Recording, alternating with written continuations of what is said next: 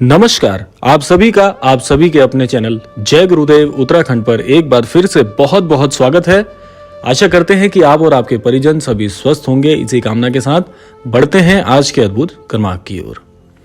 आज के इस अद्भुत क्रमांक में आज आपको कुछ ऐसे तथ्यों के बारे में, कुछ ऐसी जानकारी के बारे में अवगत कराएंगे जो कि आपकी संपूर्ण हर तरह की मनोकामना जो आपके मन में ईश्वर के लिए या जो भी आपने सोचा है जीवन में प्राप्त करने के लिए, वे जीवन में कैसे आप प्राप्त कर सकते हैं, ईश्वर की कृपा जीवन में कैसे आ सकती है। महाराज जी से जुड़ने वाले प्रत्येक भक्त के मन में जो मनोफल, जो मनोकामना ईश्वर से, महाराज जी से आप चाहते हैं, वे जीवन में कैसे लेकर आएं, इसके प्रति आज हम आपको जानकारी से अवगत कराएंगे। तो आइए बिना समय व्यर्थ किए हुए लेकर चलते हैं आपको आज के अद्भुत क्रमांक की ओर। महाराज जी इतने दयालु हैं, महाराज जी की कृपा इतनी अमोघ है। महाराज जी के साथ जुड़ने वाले प्रत्येक अनन्य भक्त के लिए एक बात जानना परम आवश्यक है कि महाराज जी के हृदय को जीतना बहुत आसान कार्य है। और यदि महाराज जी के हृदय को आप स्पर्श कर लेते हैं अपनी प्रार्थना से, अपनी भक्ति से, अपनी श्रद्धा से, तो आप जीवन में अपनी प्रत्येक बात महाराज जी से आसानी से मनवा सकते हैं। महाराज जी इतने दयालु हैं। सबसे पहले तो हमें यही बात समझनी होगी कि महाराज जी के साथ जुड़े कैसे। जुड़ने का आशय यहाँ पर यह नहीं है कि आपने महाराज जी को प्रार्थना कही और कार्य हो गया, क्योंकि ये इसलिए भी थोड़ा जटिल हो जाता है क्योंकि जब तक, मैंने आपको बताया है प्रत्येक विशेषांक में, कि जब तक बात हृदय से नहीं कही जाएगी तब तक वे बात स्वीकार नहीं होती है। इसीलिए आपको जुड़ने का आशय यहाँ पर यही है कि सहृदय जुड़ना है। सहृदय का आशय है कि आप अंतर मन से तत्पर हो जाएं महाराज जी को प्राप्त करने के लिए। तो इतना ये आसान कार्य है, बहुत मुश्किल कार्य नहीं है। तो महाराज जी से जुड़ने के लिए बहुत सी ऐसी बातें मैंने आपको पिछले कई विशेषांकों में बताई है। आज हम बात करने जा रहे हैं कि हम जीवन में मनोकामना कैसे पूर्ण करवाएं महाराज जी के साथ। तो सबसे बड़ी बात यही है कि जब भी आप महाराज जी से अपनी कोई बात सहृदय कहते हैं, उस समय आपको एक बात याद रखनी है कि जीवन में जो भी आपकी मनोइच्छा है, महाराज जी को पूरी तरह से उनके चरणों में प्रेषित कर दीजिए। महाराज जी के सामने कहने में बिल्कुल हिचकिचाना नहीं है। जब भी आप महाराज जी के समक्ष प्रार्थना करते हैं तो आप इस उद्देश्य से करें कि हे महाराज जी, ये कार्य मेरे लिए बड़ा महत्वपूर्ण है। मैं जीवन में इस अमुक कार्य के पूर्ण होने की कामना करता हूँ। महाराज जी को अपने मंतव्य बताइए, क्योंकि मैं आपको कई विशेषांकों से ये बात कहता आ रहा हूँ, लेकिन आपकी प्रतिक्रियाएं इसी क्रम में आ रही हैं कि हम काफी समय से महाराज जी से प्रार्थना कर रहे हैं लेकिन पूरी नहीं हो रही। एक प्रकार की उदासी आपके प्रतिक्रियाओं में देखने को मिलती है। तो यह जो प्रत्युत्तर है हमारे सभी उन दर्शकों के लिए है जिनको जीवन में महाराज जी से जुड़ने के पश्चात आप कहते हैं कि हमारे जीवन में बदलाव नहीं आया। तो एक बार ये प्रश्न स्वयं से पूछ के देखिएगा, क्या अंतर मन से आप महाराज जी से जुड़े हुए हैं, सहृदय अपनी बात कहते हैं? और जब सहृदय कहते हैं तो फिर चिंता किस बात की है? क्योंकि ये महाराज जी के एक अटल वाक्य मैं आपको बता दूं। महाराज जी कहते हैं कि एक बार जो मेरे सानिध्य में आ जाता है या शरणागत होके मेरी शरण में आ जाता है, उसके सारे दुखों का हरण मैं स्वयं कर लेता हूँ। महाराज जी कहते हैं कि मैं गुरुओं का गुरु हूँ। तो आप फिर संशय कैसा लेकर चल रहे हैं? जब आपने सहृदय महाराज जी के चरणों में अपनी प्रार्थना प्रेषित कर दी है, अपनी मंतव्य कह दिए हैं, आपने अपनी सारी कुंजी महाराज जी के समक्ष रख दी है, तो फिर संशय कैसा, फिर प्रश्न कैसा? तो प्रश्न मत करिए, बस भूल जाइए अपनी बात कहकर। और महाराज जी इतने चतुर हैं, महाराज जी इतने दयालु हैं कि वे जानते हैं किस भक्त को क्या और कितना प्रदान करना है। तो महाराज जी इस कार्य में निपुण हैं, तो आपको संशय करने की आवश्यकता नहीं है। महाराज जी इतने दयालु हैं कि आपके इर्द गिर्द के जितने भी घटनाक्रम है महाराज जी ऐसे तैयार कर देंगे जो आपके लिए हितकर होंगे। तो आप इस बात पर संशय मत करिए कि कैसे होगा। ये सोचना आपका कार्य नहीं है कि आपने कोई मनोकामना महाराज जी के समक्ष कही, महाराज जी को बताया कि हे महाराज जी, आप तो दया के सागर हैं, मैं अपने जीवन में यह बात आपसे चाहता हूं, मेरी ये मनोइच्छा है, आप पूर्ण कर दीजिए। ये कहने के बाद आपका कार्य समाप्त हो गया। सोचना आपका कार्य नहीं है। और हम इतने विदुर अपने आप को समझते हैं, इतने विद्वान समझने लग जाते हैं कि हम यह सोचने का कार्य भी अपने मस्तिष्क पर भार के स्वरूप में ले लेते हैं कि ये कैसे होगा।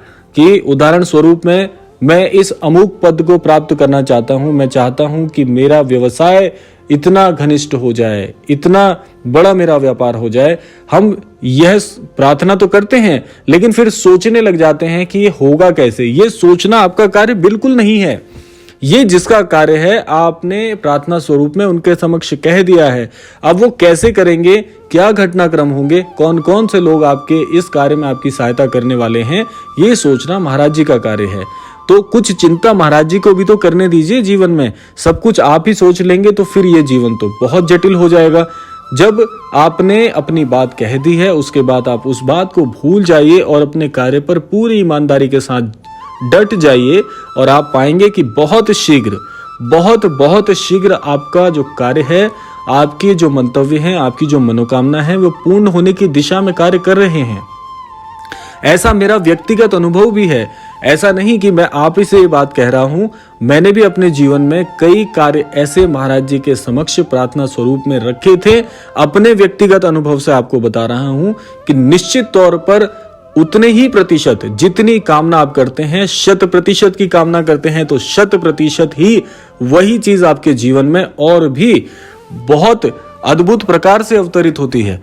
महाराज जी से मैं अपना व्यक्तिगत अनुभव अगर आपको सुनाऊं, मेरी भी कोई एक मंतव्य थे, कोई एक मनोकामना थी। महाराज जी के समक्ष मैंने जिस स्वरूप में वो प्रार्थना महाराज जी को प्रेषित की, उसके बाद मैं अपने कार्य में पूरी ईमानदारी से लग गया और जिस स्वरूप में मैंने जैसा महाराज जी से चाहा था, उसी स्वरूप में और उससे भी कहीं अद्भुत, कई गुना बढ़कर महाराज जी ने वह चीज मेरे जीवन में प्रेषित की है। तो ये मैं अपने व्यक्तिगत अनुभव से भी बता रहा हूं कि विश्वास से बड़ा कोई कार्य नहीं हो सकता। जिस व्यक्ति के मस्तिष्क में, जिसके भाव में, जिसकी भावनाओं में विश्वास शब्द शामिल नहीं है, ऐसा व्यक्ति जीवन में सदा संकोचित रहेगा, संशयमान रहेगा। तो यह कार्य बहुत ही नकारात्मक हो जाता है। तो इस कार्य को मत करिए। जो कार्य आपके वश में है, जो कार्य आपके सामर्थ्य में है, केवल वही कार्य आपको करना है। हम बहुत विद्वान हो जाते हैं, हम सोचने लग जाते हैं कि यह होगा कैसे।